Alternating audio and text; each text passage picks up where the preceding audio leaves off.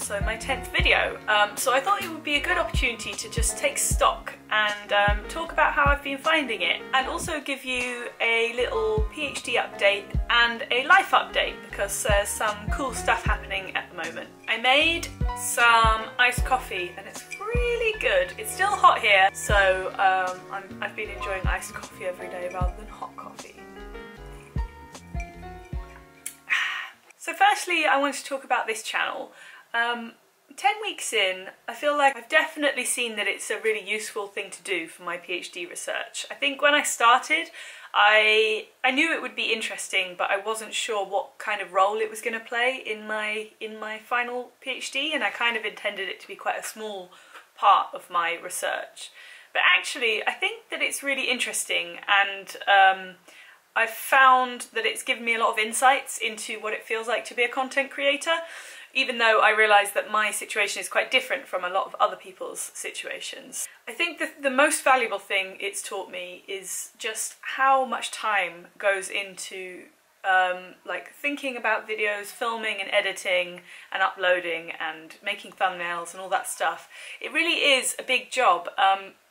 When I started, I thought that it was going to take about 1 day a week to post a video once a week, and that has been roughly what it is. But when you factor in other days where I've been doing filming, particularly with like travel vlogs, it takes more than a day in the end to do all the filming and the editing. So it really is, it's a big job, and I mean, hats off to people who do daily vlogs, because I honestly don't know where you find the time. And because I am trying to understand what it's like to try and really build an audience as a content creator, I don't feel like it's good enough to just churn out bad content. I think that to be sort of competitive, let's say, in this field, you have to put effort in, because the standard is really high. But I have really enjoyed creating videos every week. I think that doing something every week is really gratifying, especially when you're doing a PhD where there isn't really a regular sense of achievement. It's kind of a very, very long project that goes over, you know, a number of years, and yeah, you might have small milestones along the way where people read your stuff or you present, but the practice of doing a weekly video and just publishing it is really refreshing, and it feels like there's momentum all the time. You know, I'm moving forward, I'm putting my stuff out there, I'm sort of telling people about my research, and I'm also increasing opportunities to meet people, because more people have found me through these videos than would have found me if I weren't doing the videos. So that's really cool, and I've really enjoyed that. I think I'm still struggling a bit with what kinds of things to put on this channel, because originally I said I was going to try a bit of everything, and that's basically what I've done. I've mostly fallen into two categories: either travel vlogs, because I've done a couple of interesting trips, like when I went to Copenhagen, I went to VidCon. So obviously I was going to film those things because they were part of my PhD research as well. But then I've also started this PhD advice series, which I hope people will find useful, and it offers a bit of a different kind of challenge for me in terms of video making, because they're sort of sit-down videos where I'm trying to help prospective PhD students or current PhD students, or just communicate with them, really. So those are the two things I've kind of done so far. I did my Pride vlog, which was more of just a sort of life vlog, because it had nothing to do with my PhD or research or anything. And so far that one hasn't had very many views, so I don't know if that's because people aren't interested in that, or people are coming to my channel to hear about my PhD but don't really want to hear about other stuff. I'd be interested to know if anyone watching this has any feelings about what kind of content you'd like to see on this channel, then please do let me know. Ooh, the sun's come out. Ignore the weird lighting, I realise it's not ideal. So one other thing that I've found from my autoethnography in making videos is that I'm very affected by the analytics and the numbers, which is something that I've heard from other content creators, but it's interesting to feel it firsthand. It's like you know, I publish a video every Friday, and then I'll check the next day, and some, you know, will have had quite a few views, relatively speaking. I mean, none of my videos have very many views, obviously, because I have hardly any subscribers, but it has been growing steadily, and some videos have got sort of 400 views or something, and that's pretty good for me. But then other videos will just have like 7 views or 10 views for like 2 or 3 days, and that's quite disheartening when, you know, you put a lot of work into something and then basically no one watches it. I didn't think I'd be that bothered by the numbers as much as I am, but it really says something to me about the design, what you would call the technological affordances of YouTube. They really design it to be based on numbers. And actually it supports something that I read in a book called The Culture of Connectivity by Jose van Dyke, which is a very good book. Actually, I have it around here somewhere. Hold on, let me get it. Here it is. It's just sitting on the shelf behind me. I would definitely recommend it. There's it's not perfect. There's a lot wrong with the book. It kind of follows a very linear sort of line of argument, and it's quite technologically deterministic. But one thing that she observes in the book is about how a lot of social media platforms have the affordance of being sort of about popularity and numbers, and that has definitely been my experience on YouTube. You know, I notice it when I watch other people's videos, how many views and subscribers they have, but it's a whole other thing to actually experience it yourself, especially when you know how much work you've put into a video. And the videos that have got more views it's always because someone has shared them on Twitter, like another creator. You know, I reference someone and I've tagged them in a post on Twitter and they've shared it, which is really nice, but it does make me feel kind of powerless, you know.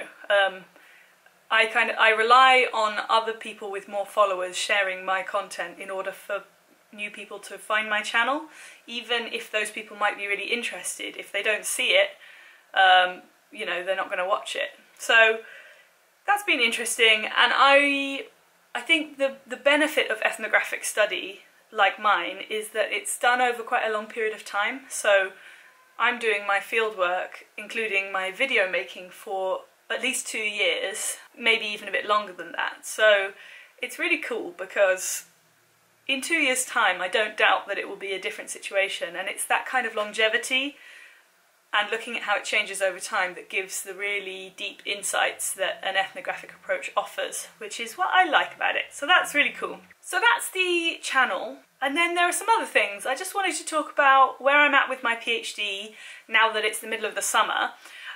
It's quite different in the summer, as I've found, from term time as a PhD student. Basically, you don't have any supervision over the summer, so although my supervisor is available via email, I don't go and meet with her regularly, and I could go and work at LSE, which is what some PhD students do, but I've so far been trying to work from home or in cafes because it's nicer. It takes me a while to get to uni, so it's quite nice to work from home.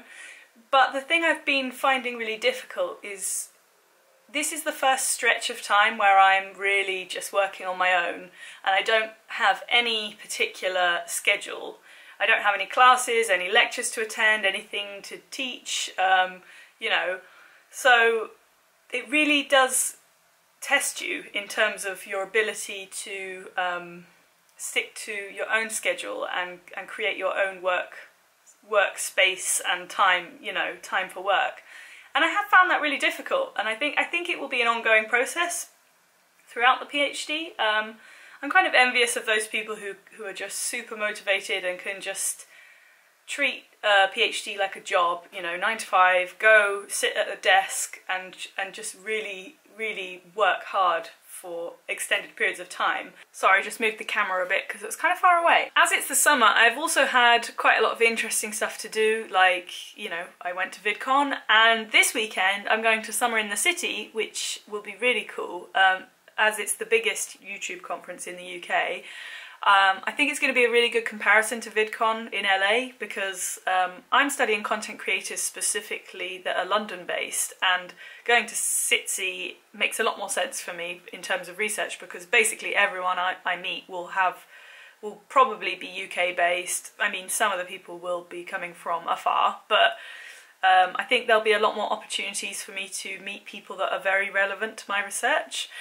And an extra plus of Summer in the City is that my friend Jazza, who is a YouTuber who I will link somewhere around here, it's a very nice friend of mine, has offered to bring me as his +1, which means that I get backstage access, which is what, if you watched my VidCon vlog, you will have seen that I really struggled with at VidCon, because I didn't have access to the right areas, so I couldn't talk to certain creators, and I just think it will offer me a different kind of insight. You know, I'll get a bit more of the experience of the featured creators rather than just regular attendees. So hopefully that will be really good, and I'm looking forward to that. And then I have some other cool stuff lined up in the next month. Next week I'm going to Bristol to see my family. It's where my parents live and where I grew up partly. And so that'll be really nice. That'll be like a little holiday break for me. I'm going to Durham for my friend's 30th birthday and her daughter's first birthday, which will be really nice. We haven't seen them for a while. And then in a month's time, I'm going to Spain for a PhD writing retreat. So some of the people from LSE have organised a writing retreat. 8 of us are going to go and stay in a house in Spain and do work. And that should be really nice and cool. So I'll definitely film some of that, because I think that'll be interesting to hear some of the perspectives of other PhD students at LSE. And as I said in a previous video, I think it was my Copenhagen vlog, I did my upgrade in May and I passed it, but I passed with minor corrections, which means that I have to rewrite the theory section of my upgrade document. And that's due mid-September. So that's something that I'm doing this summer, and that's the thing that I really need to be spending a lot of my time on, although I've had quite a lot of field work to do, so it's kind of hard to balance both, but that's obviously something that I'll need to learn to do, as the rest of the PhD is going to be exactly the same. And then on a personal note, I'm also in the process of buying a flat or a house.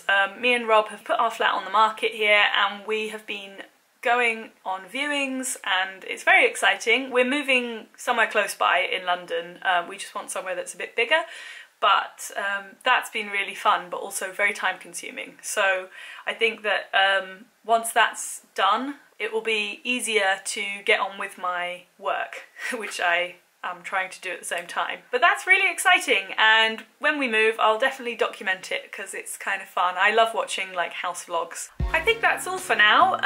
My next video, I'm not sure what my video next week will be, but I'm definitely going to film Summer in the City this weekend. I'm just not sure when I'll have time to edit that, so that will either be next week's video or the week after, but keep an eye out for that, because that should be a good one with some fun cameos, hopefully. I hope you're enjoying my channel. Please do let me know if you're watching my videos but haven't ever commented. I'd really love to hear from you. It's always really gratifying to interact with audience members. I think that even if I see that a video has quite a few views, I rarely get many, if any, comments. So I think that I've really gained a new appreciation for how nice it is when people comment on videos, and as a result I've started commenting on other people's videos more often, because creators just don't really know who's watching unless they interact. So please do leave a comment if you're watching this and you have been watching my videos, and let me know what you'd like to see in the future. Thanks very much, bye!